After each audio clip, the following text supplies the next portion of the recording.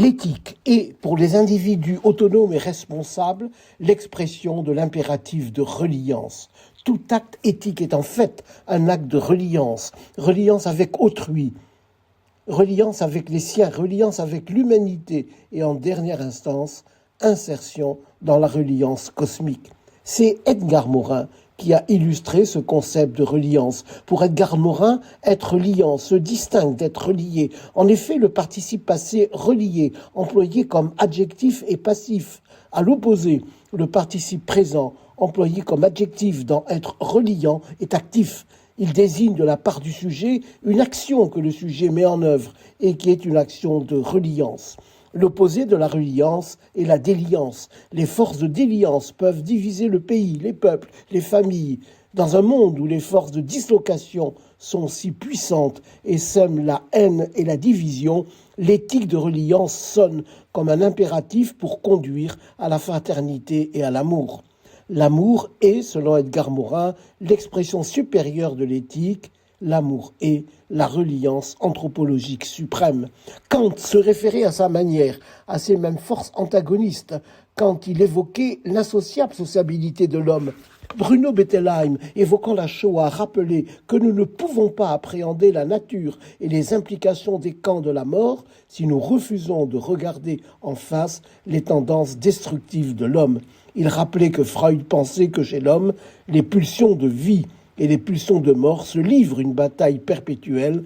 Être reliant, c'est vouloir que dominent en nous, chez autrui, dans la société, les pulsions de vie, celles qui conduisent à la fraternité.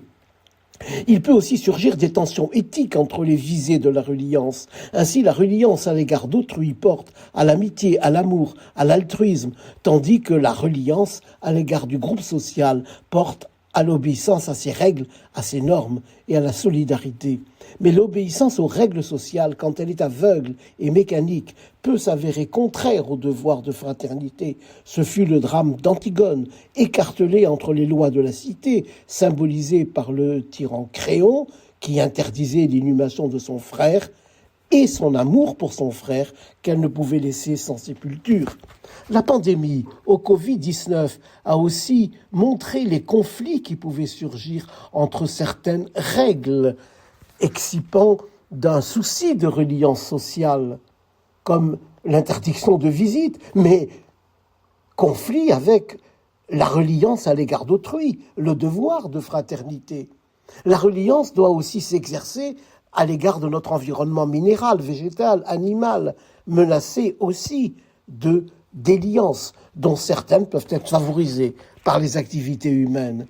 La reliance et la déliance ont aussi une dimension cosmique, des forces d'intégration et de désintégration, des forces de vie et de mort, lesquelles vaincront. En effet, un monde ne peut advenir que par la séparation et ne peut exister que dans la relation avec ce qui est séparé. Plus nous sommes autonomes et responsables, plus nous devons assumer l'incertitude et l'inquiétude, plus nous avons besoin de reliance. Plus nous prenons conscience que nous sommes perdus dans l'univers et que nous sommes engagés dans une aventure inconnue, écrit Edgar Morin, plus nous avons besoin de nous relier à nos frères et sœurs en humanité. Pour les croyants, la foi est un acte de reliance, tel est le sens du mot religion. Reliance cosmique à l'égard de Dieu, source de l'amour, auquel sont tentés de faire barrage des forces de division. D'ailleurs, le mot diable ne signifie-t-il pas précisément le diviseur ?